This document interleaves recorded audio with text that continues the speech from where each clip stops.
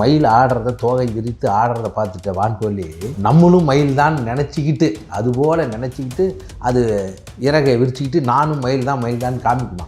அது எப்படி இருக்குன்னா ஸ்டாலின் அவர்களும் சீமான் அவர்களும் பண்ணுறாங்க. மாநாடுன்னா நாங்கள் நடத்துகிறது தான் மாநாடு. யார்? தமிழக வெற்றி கழகம் நடத்துகிறது தான் மாநாடு. விஜய் மக்கள் இயக்கமாக இருக்கிற போதே 2011 சேலத்தில் மிகப்பெரிய மாநாட்டை நடத்தி காட்டினாங்க அன்றைக்கி. ஏன்னா அந்த நேரத்தில் நான் வேலாயுதம்னு ஒரு படம் பண்ணிகிட்டு இருக்கோம். அந்த இறுதி கட்ட படப்பிடிப்பை அங்கே மிகப்பெரிய மாநாடு முதல் மாநாட்டுக்கு ரேம்ப் போட்டது 3ஆம் ஆண்டில் இப்போ தான் காலடி எடுத்து வச்சுருக்கிறோம். நீங்கள் 75 ஆண்டுகால பவள விழாவை கொண்டாடுகிற நீங்கள் எங்களை பார்த்து காப்பிடிக்கலாமா? நீங்கள் சீமான் அவர்கள் செய்வது அரசியல் தரகுதனம். காசை கொடுத்து ஓட்டு வாங்கினா அது அதிமுக வேட்பாளருக்கே காசு வாங்கினா அது நாம் தமிழர் கட்சி. இவர் 1ஆம் நம்பர் புரோக்கர் தனம் பண்ணுறாரு. ஆமாம்மா, நாங்கள்லாம் இருக்கும்போது அது நாம் தமிழராக இருந்தது. இன்றைக்கி பிராமண கட்டப்பாறை தூக்கணும் ஆரம்பிச்சது அது ராம் தமிழர் கட்சியா மாறி மக்கள் கரிஸ்மாட்டிக் லீடர். இன்றைக்கி மக்களுடைய மன்னம் கவர்ந்த தலைவர் எம்ஜிஆருக்கு பிறகு இன்றைக்கு தமிழ் அரசியலில் தளபதி அவர்கள் மட்டும்தான். அவர் தலைமையை நீங்கள் ஏற்றிட்டு இருக்கிறதா உங்கள் தலைமையை அவர் ஏற்றுக்குவார். அதனால் இவர் தலைமையை ஏற்றுக்கலன்னே தான் விமர்சிக்க ஆரம்பித்தார். இதுதான் நிற்காத அந்த லாரி அடித்து செத்து போவேன், நான் பெரிய ஆக சிறந்த புரட்சியாளர் அறிவாளி, இதெல்லாம் மக்கள் சிரிக்க மாட்டானா? நீங்கள் ஆக சிறந்த கோமாளி. எங்களுடைய நேரடி எதிர் அப்படின்னா திமுக தான். அதுதான் எங்களுடைய அரசியல் எதிரி. அதோடு நாங்கள் போராடிட்டு இருக்கோம். நீங்கள் ஏன் குறுக்க மறுக்க ஓடிக்கிட்டு இருக்கீங்க? நாங்கள் இவங்கெல்லாம் பேசுறதில்லை. ஏன்னா மெயின் ரவுடி அடிக்கும்போது எடுப்பு துடுப்பு இடையில் இருக்கிறவங்களாம் நம்ம தொடர்றதில்லை. இவரே பேசிக்குவாங்க. சீமானை இன்றைக்கி பேசினா தான் பல பேர் குடும்பமே நடத்துகிறான், வாழ்க்கை நடத்துகிறான், வருமானம். சீமான் பேசினா சீமானிக்கே பணம் வரும்போது சீமானை பற்றி பேசினா வரும். இன்றைக்கு விஜய் விமர்சித்தால் தான் இவர்களுடைய வாழ்க்கையே ஓடிட்டு இருக்குது. திமுக ஒரு காலம் வரவிட மாட்டோம். ஏன்னா என் இனம் 2009 குன்றொழிக்கப்படுகிற போது அப்படின்னு சொல்லிட்டு ஐயா வாங்கய்யா அப்படின்னு போய் உளுந்தே கிடக்குறீங்களே. நீங்கள் என்ன நோக்கத்திற்காக தமிழக வெற்றி கழகத்தை எதுக்குறீங்க சொல்லுங்கள். ஒரு சினிமாக்காரர் பின்னாடி போயிடக்கூடாது அப்படின்னு தான் அவங்களுடைய அது. இவர் எங்கேருந்து வந்தார்? இவர் பெரிய கார்கில் வாரில் போய் போராடி சுதந்திர போராட்டத்தில் போராடி இல்லை ஈழத்திலே போய் பயிற்சி எடுத்துகிட்டு வந்தாரா சீமான்? இங்கே 3 முனை போட்டி 4 முனை போட்டிங்களா? 2 முனை போட்டி தான். ஒன்று டிவிக்கே, இன்னொன்று டிஎம்கே. அதை நோக்கி ஓடிட்டு இருக்கும்போது இறையில கட்டாயம் போட்டுட்டு இருக்கக்கூடாது. இவர்களை ப்ரொமோட் பண்ணுறதே டிஎம்கே தான். வாங்கின காசுக்கு கூவிட்டு போகிறாங்க. தரைக்குறவாக பேச மாட்டோம், பர்சனல் இதெல்லாம் பேசவே மாட்டோம். ஆனால் இவங்க நோக்கமே தான். ஆனால் எனக்கு தெரியும், நான் இவர்களுடைய சொந்த விஷயத்தை பேச பேரோட அக்கௌண்ட் நம்பரோட ஃபோனோட நான் பேசணும்னா. இன்க்ளூசிவ் நியூஸ் தமிழ் நேயர்களுக்கு வணக்கம். இன்றைக்கு நேர்காணலில் நம்ம கூட இணைஞ்சிருக்காங்க தாவேகாவை சேர்ந்த திரு ஜெகதீச பாண்டியன் அவர்கள். நிறைய கேள்விகள் கேட்க போகிறோம், வாங்க பேசலாம். வணக்கம் சார். வணக்கம். வணக்கம். அதாவது சீமான் அவர்களுடைய திருப்புமுனையை ஏற்படுத்தும் திருச்சி மாநாடு, அதுக்கான ஏற்பாடுகள்லாம் போயிட்டு இருக்கு. ஸோ சீமான் அவர்களை பொறுத்த வரைக்கும் விஜய் அவர்களுடைய வருகைக்கு பிறகு அவருடைய இருப்பு அப்படிங்கிறது தமிழக அரசியல் களத்தில் எப்படி இருக்குது? திருப்புமுனையை ஏற்படுத்தக்கூடிய வகையில் அவருடைய மாநாடு அமையுமா? கண்டிப்பாக திருப்புமுனையை ஏற்படுத்துகிற அளவுக்கு தான் அந்த மாநாடு அமையும். யாருக்கு என்ன திருப்பு முனைன்னு கேட்கணும்ல. நீங்கள் என்ன திருப்பு முனை? 8.22 விழுக்காடு வாங்கி நான் யாரோடைய கூட்டணியும் இல்லாமல் நான் அங்கீகாரம் பெற்றேன் என்று சொல்லி கொண்டிருந்தார் அல்லவா? அது இந்த முறை 4 விழுக்காட்டுக்கும் கீழே போகிற திருப்பு முனையை இந்த மாநாடு ஏற்படுத்தும். அப்புறம் மாநாடுன்னா நாங்கள் நடத்துகிறது தான் மாநாடு. யார்? தமிழக வெற்றி கழகம் நடத்துகிறது தான் மாநாடு. சங்க பாடல்களில் ஒரு பாட்டு இருக்குது. காண மயிலாட கண்டிருந்த வான்கோழி தானும் அதுபோல பாவித்து தன் பொல்லா சிறகை விரித்து ஆடுமே கற்றாதான் கல்லாதான் கற்ற கவின்னு ஒரு பாடல் இருக்குது. யாரை சொல்கிறீங்க? இல்லை சொல்கிறேன், அதாவது 2 பேர்த்தையுமே சொல்கிறேன். ஒரு மயில் ஆடுறத தோகை விரித்து ஆடுறத பார்த்துட்ட வான்கோழி நம்மளும் மயில் தான் நினச்சிக்கிட்டு அதுபோல் நினச்சிக்கிட்டு அது இறகை விரிச்சிக்கிட்டு நானும் மயில் தான் காமிக்குமா. அது எப்படி இருக்குன்னா, படிக்காதவன் ஒரு காப்பி அடித்து ஒரு கவிதையோ ஒரு அரங்கத்துலேயோ பேசினா எப்படி இருக்குமோ அந்த மாதிரி தான் ஸ்டாலின் அவர்களும் சீமான் அவர்களும் பண்ணுறாங்க. இதாவது எதுக்காக இதை சொல்கிறேன்னா, 2010 தான் நாங்கள் ஏற்கனவே என்ன நாம் தமிழில் இருந்ததுனால சொல்கிறேன், அறித்தெரிவ மாதிரி இன்னும் மதுரையில் ஒரு மாநாடை நடத்தணும். அன்னைக்கெலாம் மணிவண்ணன் ஐயா, சாகுல் அமீது இவர்கள் போன்ற நபர்கள் இருந்து அந்த இதை உண்மையிலேயே இந்த இனத்திற்கான ஒரு எழுச்சி விடாதாங்கிற வேகத்தில் அது நடத்தணும். அதே காலகட்டத்திலேயே நான் எப்படி எனக்கு இது தெரியும்னா அது சொல்ல வரேன். விஜய் மக்கள் இயக்கமாக இருக்கிற போதே 2011 சேலத்தில் மிகப்பெரிய மாநாட்டை நடத்தி காட்டினாங்க அன்றைக்கி. ஏன்னா அந்த நேரத்தில் நான் வேலாயுதம்னு ஒரு படம் பண்ணிகிட்டு இருக்கோம். அந்த இறுதி கட்ட படப்பிடிப்பை அங்கே மிகப்பெரிய மாநாடு முதல் மாநாட்டுக்கு ரேம்ப் போட்டது. அது எதுக்காகனா அத்தனை 1000 பேர்த்தையும் சந்திக்கணும் இல்லையா? ஒரு தலைவருங்கிற ஒரு மேடையில் நின்னே பேசிட்டு போயிடக்கூடாது, எல்லா உறவுகளையும் சந்திக்கணும். முதல்ல மாநாட்டுக்கு ரேம்ப் அமைத்ததே அன்றைக்கு சேலம் மாவட்டத்தினுடைய இன்றைக்கும் அவர் தான் இருக்கார், தலைவராக இருந்த விஜய் மக்கள் இயக்கத்தினுடைய தலைவராக இருந்தார். இன்றைக்கி மாவட்ட செயலாளராக இருக்கிற பார்த்திபன், தமிழன் பார்த்திபன் அவர் தான் நடத்தினார். 2014 அம்மையார் ஜெயலலிதா அவர்களுடைய ஆட்சி, அன்றைக்கி போஸ் மைதானத்தை அவர் கேட்குறாரு, தரமாட்டேன்ட்டாங்க. ஜவஹர் மில்லுங்கிற ஒரு இடத்த வாங்கி மிகப்பெரிய மாநாட்டை நடத்தினார். அவர் தான் இந்த முறையும் இந்த கரூர் சம்பவங்களுக்கு பிறகு கூட்டம் வராது அப்படின்னு சொல்லிகிட்டு இருக்கும்போது இப்போ இந்த 13ஆம் தேதி சேலத்தில் மிகப்பெரிய ஒரு கூட்டத்தை நடத்தி காமிச்சார். இது எதுக்காக சொல்கிறேன்னா, பொதுக்கூட்டம் தான் சொல்லுவோம், அது நிர்வாகிகள் சந்திப்பு. இந்த தடவை நடத்துனது நிர்வாகிகள் சந்திப்பே மாநாடு அளவுக்கு. ஏன்னா சேலம் மாவட்டத்தில் 11 தொகுதி, தமிழ்நாட்டிலே மிகப்பெரிய மாவட்டம் சேலம். அதுக்கு முன்னே வேலூர் இருந்தது, 13 தொகுதியாக இருந்தது. அதை 3 மாவட்டமாக திருப்பத்தூர், வேலூர், ராணிப்பேட்டையை பிரிச்சுட்டாங்க. இன்றைக்கி தமிழ்நாட்டில் 11 தொகுதியை உள்ளடக்கிய மிகப்பெரிய மாவட்டம் சேலம் மாவட்டம் தான். அதுலேயே பாருங்கள் 5000 பேர்னா ஒரு தொகுதிக்கு 5000 பேர் வந்துடுவாங்க. அப்படி வீரியமாக இருக்கிற இடத்துல போலீஸினுடைய சிடுபிடி, எஸ்ஓபி, இந்த எஸ்ஓபிலாம் இப்போ ராம் தமிழருக்கு இருக்குமா இருக்காதா? இல்லையே. 15 நாளைக்கு முன்னே வேலை போடுறாங்க. எங்களுக்கு 2 நாளைக்கு முன்னே தான் அனுமதியே கொடுக்குறாங்க. அதுவும் 51 சட்டத்தை போட்டு, கட்டளைகளை போட்டு 10 மணிக்குள் எங்களுக்கு கொடுக்க வேண்டிய அந்த அறிவிப்பை 12:15 தான் அந்த காவல்துறை எடுத்துகிட்டு வராங்க பாருங்கள். 10 மணிக்கு, இரவு 10 மணிக்குள்ளே கொடுக்கணுங்கிறத மறுநாள் காலையில் நிகழ்ச்சி, அன்னைக்கு 12:15 அதிகாலையில் கொண்டு வராங்க. ஆனால் இவங்களுக்கு 15 நாளைக்கு கொடுக்குறாங்கன்னா இவங்க எப்படி இருக்கும் பாருங்கள். என்னடா ஸ்டாலின் சொன்னன்னு கேட்டிங்களா? ஸ்டாலின் அதே மாதிரி பரவாயில்ல, தமிழக வெற்றி கழகத்துடைய தலைவர் தளபதி அவர்கள் ரேம்ப் போட்டு நடக்கிறாரு, நம்மளும் அதே மாதிரி உடையை போட்டுக்கிட்டு, இது வெள்ளை சட்டை, அதே வண்ணத்தில் பேண்ட்டு போட்டுக்கிட்டு அவரும் ரேம்பில் நடந்து வராரு. பட் பவுன்சர்ஸ்லாம் வந்து வச்சுக்கிட்டு அந்த பாதுகாப்போடு வரும்போது அது ட்ரெஸ் கோடே அதுதான் சொல்கிறாங்களே. யாருக்கு? பவுன்சர்ஸ்லாம் வச்சுருந்தா ட்ரெஸ் கோடே அப்படிதான் அப்படின்ற மாதிரிலாம் சொல்கிறாங்க. அது இதுக்கு முன்னே போட்டு 75 ஆண்டு கால ஒரு கட்சி இதுக்கு முன்னே அதை போட்டுட்டு பண்ணியிருக்கணுமா இல்லையா? அதை ஒரு காப்பி. நாங்கள் வந்து இப்போ 2 ஆண்டுகள் முடிந்து 3ஆம் ஆண்டு துவக்க விழாவை இப்போ தான் February 2ஆம் தேதி நாங்கள் நடத்தினோம். 3ஆம் ஆண்டில் இப்போ தான் காலடி எடுத்து வச்சுருக்கிறோம். நீங்கள் 75 ஆண்டு கால பவள விழாவை கொண்டாடுகிற நீங்கள் எங்களை பார்த்து காப்பிடிக்கலாமா நீங்கள்? இப்போ சீமான், நாங்கள் விக்கிரவாண்டியில் மாநாடு நடத்தினார் தளபதி. அது கிட்டத்தட்ட எத்தனை லட்சம் பேர் இருக்கும்? இவங்க கட்சியினுடைய கொள்கை பரப்பு செயலாளராக இருக்கிற அந்த திருச்சி துரைமுருகனே 10 லட்சம் பேர் கூடியதாக அவரே பதிவு பண்ணியிருக்கார். பல வீடியோக்களை போட்டிருக்கார். நான் சொல்கிறேன், 10,000 பேருக்கு மேலே கூட மாட்டார்கள் நாம் தமிழரில். இது என்ன, எனக்கு நான் காழ்ப்புணர்ச்சி சொல்ல. நாங்கள் முதலில் நடத்திய மாநாடு திருச்சியில் 2015 நான் நாம் தமிழர் இருக்கும்போது அன்றைக்கு 41 பேர் மீது வழக்கு இன்றும் இருக்கிறது. 15,000 பேர் கூடணும். அதுக்கப்புறம் இருக்க பெரிய கூட்டம்னா நவம்பர் 1 2022 இந்திய எதிர்ப்பு நாளில் நவம்பர் 4 அன்றைக்கி ஒரு 20,000 பேருக்கு பக்கமாக கூடணும். அதுக்கப்புறம் நடந்த எல்லா நிகழ்ச்சிகள்லையும் நாங்கள் தான் நடத்துனதே. மே 17 இருக்கட்டும், நவம்பர் 27 இருக்கட்டும், வேட்பாளர் அறிமுகம் 2016 கடலூரில் நடத்தின வேட்பாளர் கூட்டம், 2019 மயிலாப்பூரில் நடத்தின கூட்டம், 2021 ஒய்எம்சியில் நடத்தின கூட்டம், 2024 நடத்தின வேட்பாளர் கூட்டம் எல்லாமே நாங்கள் தான் வந்து, அது 2024 தேர்தல் நிற்கிறதுனால அதில் வேலைக்கு போய்விட்டேன். மீதி இந்த 3 கூட்டமும் நான் பொறுப்பெடுத்து செய்த கூட்டங்கள் தான். புரியுங்களா? அதிகபட்சம் என்ன நாற்காலி போடுவோன்னு எனக்கு தெரியும். கூட்டத்தை காட்டுவதற்காக மீதிலாம் நின்று கொண்டு இருக்கணும்லாம் வேலை செஞ்சுருக்கோம். அதனால் இவங்க போடுறது ஒரு பொதுக்கூட்டம். அது மாற்றத்தை விரும்பினா அதான் என்ன மாற்றம் வரும்னா, சீமான் அவர்கள் செய்வது அரசியல் தரகுதனம். காசை கொடுத்து ஓட்டு வாங்கினா அது அண்ணா திமுக, வேட்பாளருக்கே காசு வாங்கினா அது ராம் தமிழர் கட்சி. இவர் வந்து 1ஆம் நம்பர் புரோக்கர் தனம் பண்ணுறாரு. ஆமாம்மா, நாங்கள்லாம் இருக்கும்போது அது நாம் தமிழராக இருந்தது. இன்றைக்கி வந்து பிராமண கட்டப்பாறை ஒரு தூக்கணும் ஆரம்பித்தது வந்து அது ராம் தமிழர் கட்சியாக மாறிடுச்சு. அதனால் எல்லாத்துக்கும் தெரியும், கட்சி வேட்பாளருக்கே தெரிஞ்சிடுச்சு. அதாவது சம்பாதிச்ச காசில் கட்சி நடத்தினா அது தமிழக வெற்றி கழகம், கட்சை வச்சு சம்பாதிச்சா அது ராம் தமிழர் கட்சி. இவங்கெல்லாம் மாநாடுன்னு சொல்லி நீங்கள் பார்க்க தானே போகிறீங்க. 10,000க்கு மேற்பட்ட பேருக்கு கூடவே மாட்டான். அது ஏன் இவ்வளோ வருஷமா நீங்கள் முன்னாடி அந்த கட்சியில் தான் தொடர்ச்சியாக பயணிச்சிருக்கீங்க? கட்சி ஆரம்பித்தவர்கள் நம்மளுக்கு ஒரு தொடர்ச்சியாக இல்லை. இந்த குற்றச்சாட்டா நான் வைக்கல, குற்றமாக அவங்க நடந்துக்கிறாங்க, அதை எடுத்து சொல்கிறேன். 2019 இவர் வியாபாரம் செய்ய ஆரம்பித்து விட்டார் கட்சியை வைத்து. நாங்கள் தடுத்தலான்னு நினச்சோம் எல்லோரும்.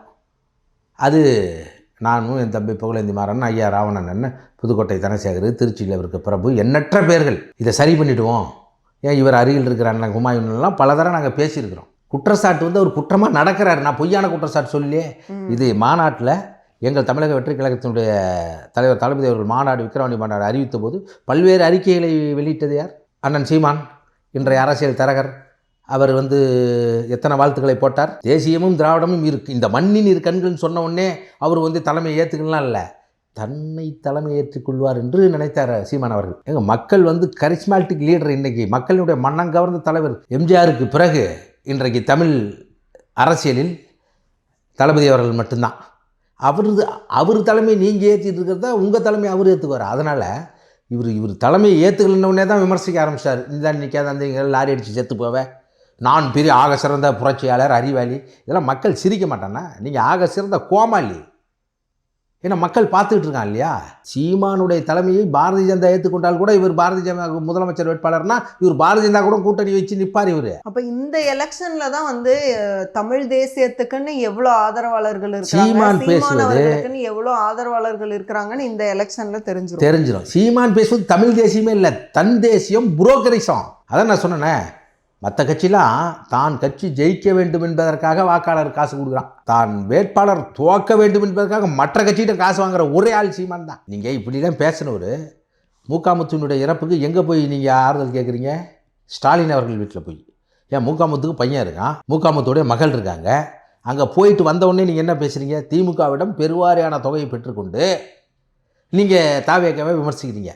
எங்களுடைய நேரடி எதிர் அப்படின்னா திமுக தான், அதுதான் எங்களுடைய அரசியல் எதிரி. அதோடு நாங்கள் போராடிட்டு இருக்கோம். நீங்கள் ஏன் குறுக்க மறுக்க ஓடிக்கிட்டு இருக்கீங்க? உங்கள் தொகுதியில் எத்தனை பேர் எனக்கு தெரியுங்க. நான் 234 தொகுதிகளிலும் எல்லா தொகுதியில் இருக்க செயலாளரும் மாவட்ட செயலாளரும் ரொம்ப நெருக்கத்தில் இருந்தேன். எனக்கு ஒரு தொகுதிக்கு எத்தனை பேர் வேலை செய்ய வருவாங்கன்னு தெரியும். ஒரு தொகுதிக்கு இவங்க 50 பேரை கூப்பிட்டு வந்தால் பெரிய விஷயம் மாநாட்டுக்கு. இப்போ என்ன நடக்குதுன்னா, மாநாட்டுக்கு திரள் நிதி போடுறாங்க, கிட்டத்தட்ட 68 லட்சம் சேர்ந்துருக்கு. இதுவே மக்களிடமிருந்து பணத்தை அதுவும் நாம் தமிழர்களும் உணர்வாளர்கள் பெறுகிறதா? திரள் நிதினா எங்கேருந்து பணம் வருது? இதுக்கு முன்னெல்லாம் இந்த உணர்வாளர்கள் பிழைக்க போனவர்கள் செந்தமிழர் பாசறை என்று தன்னுடைய குடும்பத்தினுடைய தேவைக்காக பிழைக்க போன இடத்தில் தன் இனத்தின் தலைக்கக்கூடாது என்று உழைத்தவன் போட்ட காசை விரயம் பண்ணிகிட்டு இருக்காங்க இவங்க. மலேசியா சிங்கப்பூர் இந்த அத்தனை தமிழர்களும் தமிழ் உள்ளங்களும் போட்டாங்க. இன்றைக்கி காசு வர்றது நின்றுச்சு. ஏன்னா இவரோட அயோக்கியத்தான் தெரிஞ்சிருச்சு. அதனால் என்ன பண்ணுறாங்கன்னா, திமுகவிடம் வாங்கின காசை வெள்ளையாக்குவதற்காக இவர்களே அங்கங்கே கொடுத்து பணத்தை போட வைக்கிறாங்க. இது எப்படி எனக்கு தெரியுங்களா? எனக்கு தான் தெரியும். ஏன்னா ஒரு மாநாடு இது வரைக்கும் நாங்கள் 35 லட்சம் 40 லட்சத்துக்கு மேலே இன்னும் வரைக்கும் எனக்கு கணக்கு இருக்குது. நான் நடத்தின நவம்பர் 27 சேலம் நடத்தின மாநாடு, பூந்தமல்லியில் நடத்தின மே 17 மாநாடு, 21 நடத்தின எல்லாம் செலவு கணக்கு இன்னும் வச்சுருக்கேன். 35 லட்சம் 40 லட்சத்துக்கு மேலே ஆறதே இல்லை, 2 கோடின்னு போட்டிருக்காங்க. எதுக்குன்னா இவங்களே பணத்தை உள்ளே கொடுத்து அதெல்லாம் நாம் தமிழ் இன்னும் சற்று நிம்மதியோடு இருக்கிறவங்கள, அதாவது கொள்கை பிடிப்போடு இருக்கிறவங்கள ஏமாற்றுகிற வேலையை தான் தொடர்ந்து எப்படி வேட்பாளர் தேர்ந்தெடுக்கிறாங்க? நீங்கள் யோசிச்சு பாருங்கள். ஒரு கட்சி விருப்ப மனு கொடுங்கள் அறிவித்த 1 மணி நேரத்தில் 10,000 விண்ணப்பத்திற்கு மேல் விற்று 50,000 பேர் காத்துட்டு இருக்க அளவுக்கு இருந்து நீங்கள் எல்லாம் பார்த்துருப்பீங்க. இன்ன வரைக்கும் லட்சக்கணக்கில் விருப்ப மனு போயிருக்கு. நீங்கள் விருப்ப மனு கொடுத்துட்டீங்களா? வாங்கியிருக்கேன், இன்னும் கொடுக்கல, கொடுப்பேன், சரியான நேரத்தில் கொடுப்பேன். ஆனால் நீங்கள் உங்கள் வேட்பாளரே இல்லையே, சும்மா போகிற வரவெல்லாம் வேட்பாளராக போடுறது. கேட்டால் சாதி ஒழிப்பே தமிழ் தேசிய விடுதலை எங்கள் முன்னத்தி ஏறாக அந்த தமிழரசு சொன்னது, ஆதி தமிழர் விடுதலை இல்லாத மீதி தமிழர் விடுதலைன்னு சொல்லிட்டு எல்லா இடத்துலையும் சாதி பார்த்து வேட்பாளராக போடுறது. முந்தானேல் நடந்திருக்கு. ஒரு தம்பி போய் பேசியிருந்திருக்கான், அவன் கேட்குற தொகுதி இல்லை, சேலத்தில் இது மாதிரி ஒரு சமூகத்துக்கு தேவைன்னு சொல்லியிருக்காங்க. கட்சிக்கு அவங்களும் சம்மந்தமே இல்லை, நீ தாப்பா வேட்பாளர். கடைசியில் பார்த்தா நீங்கள் வெளியே சொன்னால் சிரிப்பீங்க, அந்த வேட்பாளருக்கு ஓட்டே இல்லை. இதுதான் சீமானுடைய லட்சணம், அரசியல் நடத்துகிற லட்சணம். சீமான் அவர்களும் சரி, சாட்டை துரைமுருகன் அவர்கள் ரொம்ப தொடர்ச்சியாக விஜய் அவர்களுக்கு எதிராக நிறைய விமர்சனங்களை வைத்து டெய்லி கூட வீடியோ போடுறாருன்னு கூட நம்ம பார்க்குறோம்.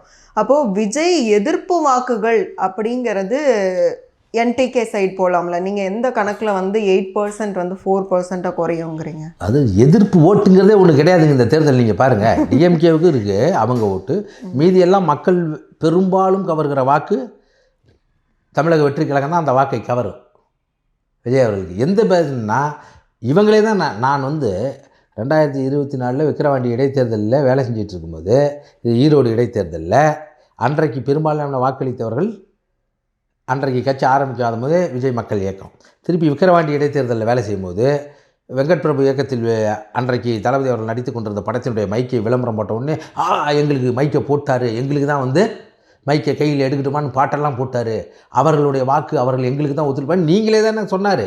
இவரும் அந்த திருச்சி துறைமுகம் பல்வேறு இடங்களில் பேசி கொண்டிருந்தார்களே. நாங்கள் இவங்கெல்லாம் பேசுறதில்ல. ஏன்னா மெயின் ரவுடி அடிக்கும்போது எடுப்பு துடுப்பு இடையில் இருக்கிறவங்களாம் நம்ம தொடர்றதில்ல. இவரே பேசிக்குவாங்க. சீமானை இன்றைக்கி பேசினா தான் பல பேர் குடும்பமே நடத்துகிறான், வாழ்க்கை நடத்துகிறான், வருமானம். சீமான் பேசினா சீமானிக்கே பணம் வரும்போது சீமானை பற்றி பேசினா வரும். இன்றைக்கு விஜய் விமர்சித்தால் தான் இவர்களுடைய வாழ்க்கையே ஓடிட்டு இருக்குது. புரியுங்களா? எங்கள் தளபதியை விமர்சிக்காமல் இன்றைக்கி இவங்களுக்கான எந்த அரசியலே இல்லை. நான் என்ன கேட்குறேன், தமிழக வெற்றி கழகம் 3 ஆண்டுகளாக இன்ன வரைக்கும் எந்த ஆட்சி அதிகாரத்திலும் இல்லை. 75 ஆண்டுகளாக இருக்கிற திமுகவும் 55 ஆண்டுகளாக கட்சி ஆரம்பித்து 72 ஆரம்பித்து 53 ஆண்டுகளாக அதிமுக தான் மாறி மாறி ஆண்டது. நீங்கள் யாரை எதிர்க்க வேண்டும்? விஜய் அவர்கள் வந்து என்ன நீட்டுக்கு ஆதரவாக இருக்காரா? இல்லை 8 வழி சாலைக்கு ஆதரவாக இருக்காரா? பரந்தூர் விமான நிலையத்துக்கு ஆதரவாக இருக்காரா? சொல்லுங்கள். இல்லை துப்புரவு தொழிலாளர்களுக்கு வந்து வேலை கொடுக்கக்கூடாதுன்னு அவர் தான் சொல்கிறாரா? பழைய ஓய்வூதிய சட்டத்தை அவர் தான் தடுத்து நிறுத்தினாரா? இதெல்லாம் ஒரு முட்டாள்தனமாக பார்க்குற தமிழக மக்கள் சிரிக்க மாட்டாங்களா சீமானை பார்த்து? நீ யார் எதிரின்னு? எனக்கு திமுக தான் எதிரி, அவன் என் இணை எதிரி. யார்? காங்கிரஸ். மாநில எதிரி பிஜேபி. திமுக ஒரு காலம் வரவிட மாட்டோம், ஏன்னா என் இனம் 2009 குன்றொழிக்கப்படுகிற போது அப்படின்னு சொல்லிட்டு ஐயா வாங்கய்யா அப்படின்னு போய் உளுந்தே கிடக்குறீங்களே. எந்த விதத்தில் நீங்கள் தமிழ்நாட்டை தமிழர் ஆளுன்னு சொன்னீங்க? எடப்பாடி தமிழர் தானெல்லாம் நாங்கள்லாம் சொல்லியிருக்கிறோம். இல்லை அவர் ஊழல் கட்சின்ட்டீங்க. ஆனால் இதே சசிகலாவை பார்த்து ராஜ மாதாங்கிறீங்க. நான் எதுவுமே சொல்லலை, சொன்னாரா இல்லையா? அதுக்கு பிறகு சரி அவர் தான் வேணாம். ஏங்க, ஒரு தமிழர் இன்றைக்கு உச்ச நட்சத்திரமாக இருந்தவர், மக்களின் மனங்கவர்ந்த தலைவராக இருக்கிறார், அவரை வரவேற்கணுமா? அவர் திராவிடமும் தமிழ் தேசியமும் இருக்குன்னு என்ன உங்க சீமானுக்கு நாம் தமிழரை வெல்ல வேண்டும் என்பது கூட அக்கறை இல்லை. தான் ஆட்சிக்கு வர முடியாதான் சீமான் என்ற ஒரு தனிப்பட்ட நபர் ஆட்சிக்கு வர வேண்டும் என்று பகல் கனவு காண்டுகிட்டு இருக்காரு. இது கடைசியில் இறுதி நிலை முற்றி மனநல காப்பத்தில் தான் போய் முடியும். அதனால் இந்த மாநாடு கட்டாயமாக மாற்றத்தை கொண்டு வரும். எந்த மாற்றத்தை கொண்டு வரும் என்றால் தமிழக வெற்றி கழகம் தான் இன்றைக்கு இளைஞர்களை, புதுமுக வாக்காளர்களையும் பெண்களையும் மனம் கவர்ந்த கட்சி தமிழக வெற்றி கழகம் தான் என்பதை நிரூபிக்கும். சீமான் கட்டாயமாக 4 விழுக்காடுக்கு கீழ் போய் தமிழ் தேசியம் என்று சொன்னாலே அது ஒரு அவச்சொல்லுங்கிற நிலையை சீமான் உருவாக்கி விட்டார். இன்றைக்கு தமிழ் தேசியத்தையும் திராவிடத்தை படிக்கலாக கொண்டு தமிழ் தேசியம் அமைய வேண்டும் என்பதற்காக இருக்கிற ஒரு கட்சின்னா இவர் பேசுகிற தமிழ் தேசியம் இல்லை. மக்களை வெறுக்காமல், அவரது சேலத்தில் பேசினார் எங்களுடைய தளபதி, வெறுப்பு அரசியலை விதைக்கக்கூடாது. மார்ட்டின் லூதர் கிங் ஒரு இதில் பேசும்போது சொல்லிக்கிறான், இங்கே வந்திருக்கக்கூடிய வெள்ளையர்கள் மனம் வெறுக்கும்படி நம்ம நடந்திருக்கக்கூடாது. ஏன்னா அங்கே இருக்க முற்போக்காளர்களும் நம்மளுடைய விடுதலை வேண்டி வந்திருக்கிறார்கள். நம்மளுடைய விடுதலை தான் அவர்களுடைய வாழ்க்கும் வளமாக இருக்கிறது என்று அவர்களுக்கு தெரிஞ்சதனால்தான் நம்மளுடைய கூட்டத்துக்கு வந்திருக்கிறார்கள். அவர்களை பயன்படுத்தி கொள்ள வேண்டும் என்று வெறுக்கக்கூடாது. அது மாதிரி இங்கே இருக்க மாற்று மொழி பேசுகிற சமூகத்தை சீமான் பேச்சுக்காக ஒரு வெறுப்பு அரசியலை விதைச்சிட்டார். நீ வந்து எங்களுடைய தேசிய தலைவராக இருந்த தலைவர் பிரபாகரன் அவர்களை நீங்கள் ஒரு பேட்டன் ரைட்ஸ்க்கு இது பண்ணி எல்லாத்தையும் வெறுப்பு அரசியலை விதைச்சிட்டிங்க நீங்கள். அதனால் என்ன பண்ணுற, திமுகவில் இருக்க இன்றைக்கி நான் வெளியில் இருந்தாலும் அன்றைக்கு இந்த அரசியலில் 90 விழுக்காடு இந்த ஈழ விடுதலை இந்த மண்ணிலே விதைத்து திராவிட இயக்கங்கள் தான், பெரியாரிஸ்டுகள் தான். நீ என்ன பண்ணிட்ட, தவறான ஒரு கொள்கையை கொண்டு வந்து அவர்களையே இந்த ஈழ விடுதலையும் பிரபாகரனும் எதுக்கிற அளவுக்கான சூழ்நிலை கொண்டு வந்துட்டீங்க. உங்களுடைய அஜெண்டா யாரோடையது? பாரதிய ஜனதாவுடைய அஜெண்டா. அப்போ நீங்கள் என்னத்தை மாற்றத்தை கொண்டு வருவீங்க? கண்டிப்பாக தமிழக மக்கள் மாற்றத்தை கொண்டு வருவார்கள். சீமானை கட்டாயமான 4 விழுக்காடு கீழே கொண்டு அரசியலிருந்தே அப்புறப்படுத்துவார்கள். திமுகவும் பாஜகவும் நேர் எதிர் துருவங்கள் அப்படின்னே சொல்லலாம். எப்படி இருவரையுமே ஒரு சேர எப்படி சீமான் ஆதரிப்பார்? அது ஆதரிச்சிட்டு பாரதிய ஜனதாவிடம் அடிமையாக இருப்பதும் திமுகவுக்கு அடியாளாக இருப்பதும் தான் சீமானுடைய வேலை. ஏன்னா நீ என்னைக்கு போய் நாங்கள் அப்பொழுது உங்களோடு இருக்கிற போது கோபால்ஜி, குருமூர்த்தி, நிர்மலா சீதாராமன்லாம் சந்தித்து இல்லவே இல்லைன்னு இன்ன வரைக்கும் புழுவுறீங்க. ஆனால் உங்கள் சின்னத்தில் உங்கள் முகமே போட்டு கொடுக்குறான். ஒரு சின்னத்தை ஒதுக்கிய போது மத்திய அரசினுடைய கட்டுப்பாட்டில் இருக்கிற தேர்தல் ஆணையம் இவருடைய முகத்தையே போட்டு கொடுக்குறான். நாங்களாம் சின்னத்துக்கு கெஞ்ச வேண்டி இருக்குது. இன்றைக்கி தெரியும். இன்றைக்கி நீங்கள் என்ன நோக்கத்திற்காக தமிழக வெற்றி கழகத்தை எதுக்குறீங்க சொல்லுங்கள். சினிமா வந்துட்டு நேராக வரக்கூடாதுன்னா நீங்கள் எங்கேருந்து வந்தீங்க? அண்ணன் சீமான் எங்கிருந்து வந்தார்? தமிழ் தேசிய அரசியலை கட்டமைச்சு வச்சிருக்கிறோம். அதை சினிமா பக்கம் அப்படி தமிழ் தேசிய அரசியலை சீமான் மட்டும் கட்டமைக்கல, ஒரு சினிமாக்காரர் பின்னாடி போயிடக்கூடாது அப்படின்னு தான் அவங்களுடைய. அது இவர் எங்கேருந்து வந்தார்? இவர் பெரிய கார்கில் வாரில் போய் போராடி, சுதந்திர போராட்டத்தில் போராடி, இல்லை ஈழத்திலே போய் பயிற்சி எடுத்துகிட்டு வந்தாரா சீமான்? என்ன படம் எடுத்துகிட்டு வந்தீங்க? தம்பிங்கிற ஒரு படத்தை விட நீங்கள் என்ன படம், வீரநடை, இனிய வேலையெல்லாம் அதெல்லாம் ஒரு படமா? இல்லை கேட்குறேன், இந்த மண்ணில் புரட்சியை விதித்த படமா? அதாவது எதுக்கு சொல்கிறேன்னா, அது ஒரு ப்ரொஃபஷனல். நீங்கள் அந்த வேலையை செய்யுங்க. நடிகர்கள் நாடாளலாமா? நடிகர்கள் கட்டாயமாக நாடாளலாம். நாடாளுபவர்கள் தான் நடிக்கக்கூடாது. புரியுதுங்களா? தன்னுடைய அரசியல்வாதி மாதிரி நடிக்கக்கூடாது, நாட்டுக்கு நல்லது செய்கிற மாதிரி நடிக்கக்கூடாது. ஆனால் இவர் இயக்குனர், ஆனால் முழுக்க நடிச்சுக்கிட்டே இருக்கார். இதில் என்ன பேச்சு இது? நாங்கள் எங்கள் கருத்தை சொல்லி வருகிறோம், மக்கள் எங்கள் கருத்து பிடித்திருந்தால் ஆதரிக்கட்டும், இல்லையென்றால் நிராகரிக்கட்டும், மேலே அதிகமாக உழைப்போம். நீங்கள் என்ன, நான் அப்படி பார்த்தா இந்த மண்ணில் பல நெடுமாறனை விட, ஐயா சங்கரையா விட, ஐயா நல்லக்கண்ணையை விட, இதுக்கு முன் இந்த மாணிக்கம் கல்யாண சுந்தரத்தை விட தியாகம் செய்தவர்கள் யாராவது இருந்தால் இவர்களெல்லாம் ஏன் அவர்களுக்காக உழைத்து அவர்களை ஆட்சியில் அமர வைத்து இருக்கக்கூடாது? இதே திராவிட முன்னேற்ற கழகம் தான் நல்லக்கண்ணையாவை தோக்கடித்து சிபி ராதாகிருஷ்ணனை ஜெயிக்க வைத்தது யார்? ஒரு விதத்தில் சிபி ராதாகிருஷ்ணனை பாராட்டலாம், ஒரு விதத்தில் படிக்கும்போது சொன்னேன், வெற்றி பெற்ற தருணமெல்லாம் மகிழ்ச்சியான தருணம் அல்ல. நான் வெற்றி பெற்ற போது நான் நல்லக்கண்ணையை தோற்கடித்து விட்டேன் என்று வருத்தப்பட்டேன்னு அவராக சொல்கிறார். ஆனால் திமுக என்ன செஞ்சுது? நல்லக்கண்ணையை அவள் தோற்கடிச்சு, ஐயா கலைஞரவர்களே ஒரு தடவை சொல்லியிருக்கார், எனக்கு 2 கண்ணில் ஒரு கண்ணு அவர் சொன்ன வார்த்தை, எனக்கு நொல்லக்கண்ணு, ஆனால் அதுக்கு பதிலாக இந்த நல்ல கண்ணுவை தான் நான் ஒரு நல்ல கண்ணாக வச்சுருக்கேன்லாம் பேசினவரை தோற்கடிச்சது யாருங்க? ஏன் இப்போ இந்த மண்ணில் நாட்டில் நல்லது செஞ்சவர்கள் போராடியவர்கள் தான் அரசியலுக்கு வர வேண்டும் என்று இருந்தால், அப்படின்னா என்ன தப்பு செஞ்சுருக்காரு எங்கள் தளபதி அவர்கள்? எங்கள் தளபதி என்ன தப்பு செஞ்சுருக்காரு சொல்லுங்கள்? டிமானிட்டேஷன் வரும்போது அது தவறு, அது பல்வேறு விலை பாதிக்கப்பட்டுன்னு சொன்னார, அது அரசியலா இல்லையா? ஏன் இதே அண்ணன் சீமானுக்கே தெரியுமே, காவிரி நதி நீர் பிரச்சனை வருகிற போது தான் ஒரு தென்னிந்தியாவில் மிக புகழ்பெற்ற நடிகர், பெங்களூரிலே 1.25 கோடி தமிழர்கள் இருக்கிறார்கள், எங்கள் தளபதி அவர்கள் படத்தை பார்ப்பார்கள் என்று தெரிந்தும் கூட, கன்னட அமைப்புகள் எதிர்க்கும் என்று தெரிந்திருந்தால் கூட, காவிரி நதி உரிமைக்காக உண்ணாவிரதம் இருந்தாரே, அது அரசியலா இல்லையா? இவர் கலைஞர் அவர்கள் தூக்கி கொடுத்த கச்சத்தீவினால் காரணமாக தான் நாகப்பட்டினத்துக்கு ராமேஸ்வரம் மீனவர்கள்லாம் தினமும் கொன்றொழிக்கப்படுகிறார்கள். 1000 மீனவ பெண்களுக்கு மேல் தாலி அறுத்திருக்கிறார்கள். இதே படத்தில் நடிச்சிட்டு இருக்கும்போது எத்தனை இலங்கையில் இவர் தளபதியுடைய படம், இதே அண்ணன் சீமான் அவர்களே சொல்லியிருக்கிறார், எங்களுடைய தலைவரை அப்போது சந்திக்க போகிற போது அங்கு ஒரு குடிசையில் தளபதியினுடைய படம் இருந்ததுரா தம்பின்னு என்னடா சொல்கிறீங்க? அப்படி மக்கள் நேசிக்கிற போது அந்த சிங்கள பௌத்த பேரினவாதம் இந்த படத்தை இங்கே ஓட விடாது தெரிஞ்சால் கூட நாகப்பட்டினம் மீனவர்களுக்கு ஆதரவாக மிகப்பெரிய ஆர்ப்பாட்டத்தை நடத்தினார் தளபதி அவர்கள். அரசியலா இல்லையா? நீதி தேர்தலில் செத்து போன அனிதா வீட்டுக்கு போய் உறுதுணையாக இருந்து அவங்களுக்கு பக்கபலமாக இருந்தார், அது அரசியலா இல்லையா? 13 பேர் செத்து போனாங்களே ஸ்டெர்லைட் போராட்டத்தில், அன்னைக்கு உடனடியாக கிளம்பி போய் தன் பாதுகாப்பை மட்டும் கவலைப்படாமல் அங்கே போய் இருந்துட்டு அவங்களுக்கு ஆறுதலாக உறுதுணையாக இருந்தார், அரசியல் இல்லையா? அரசியல்னால் என்ன? எல்லாரும் நல்லா இருக்குன்னு நினைக்கிறது மிகப்பெரிய அரசு. அதானே எல்லாம் சொல்லுது. அண்டை வீட்டாரை நேசிக்க முடியாதுன்னு, அரூர் பிதாவை நேசிக்க முடியாதுன்னு பைபிள் சொல்லுது. சக மனிதனை நேசிங்கிறாரு ஐயா நபிகள் அவர்கள், அன்பு செலுத்துங்கிறாரு. இதுதானங்க பிறப்புக்கும் எல்லா உயிருக்குங்கிற ஒரு உயர்ந்த கோட்பாடை எடுத்து வச்சுருக்கிறத விட என்ன பெரிய கோட்பாடு இவர் சொல்லிவிடுவார்? இவர் என்ன சொல்லுவார் எனக்கு தெரியுங்களா? உடலினை உறுதி செய், அறிவை விரி செய், கூடி கொள்கை வகுத்தலில் கூடி செயல் செய்ய பழகு. இதுதான் 4 மேடைக்கு பேசுவார். என்ன பெரிய நீங்கள் பெரிய அரசியல் வச்சுருக்கீங்க? இதெல்லாம் சீமானுக்கு பின்னாடி இருக்கிற கூட்டம் சீமானை பின்பற்றி வந்தது அல்ல. நாங்கள்லாம் சீமான் பின்னாடி வரல, சீமான் கூட வந்தோம். யாரை நோக்கி வந்தோம்? எங்கள் தேசிய தலைவருடைய கருத்தை உள்வாங்கியதால் இவ்வளோ கூட்டம் இருக்குது. எங்கள் தலைவருடைய ஈழ அரசியல் தேவையில்லைன்னு சொல்லிட்டு மறுச்சிமா மக்கள் ஒருத்தர் இருப்பான்னு பார்ப்போம். இப்போ தெரிஞ்சிச்சு சீமான் பேசுவது பிரபாகரனிசம் இல்லை, அது ஒரு புரோக்கரிசம் என்று தெரிந்த காரணத்தால் மக்களை இன்னைக்கு தமிழ்நாட்டில் வெறுக்கிற ஒரே அரசியல் தலைவர் சீமான் தான். அதனால் எங்களுடைய நேரடி எதிரி இங்கே 3 முனை போட்டி 4 முனை போட்டிங்களே, 2 முனை போட்டி தான். ஒன்று டிவிக்கே, இன்னொன்று டிஎம்கே. அதை நோக்கி ஓடிட்டு இருக்கும்போது இறையில கட்டாயம் போட்டுட்டு இருக்கக்கூடாது சும்மா ஏன்னா இன்றைக்கு தளபதி அவர்களை விமர்சித்தால்தான் இவர்களுடைய சேனல்களில் இவர்களை ப்ரொமோட் பண்ணுறதே டிஎம்கே தான். வாங்கின காசுக்கு கூவிட்டு போகிறாங்க. அதனால் இவங்களெல்லாம் பேரை சொல்வதற்கு கூட நாங்கள் தவிர்க்கிறோம்.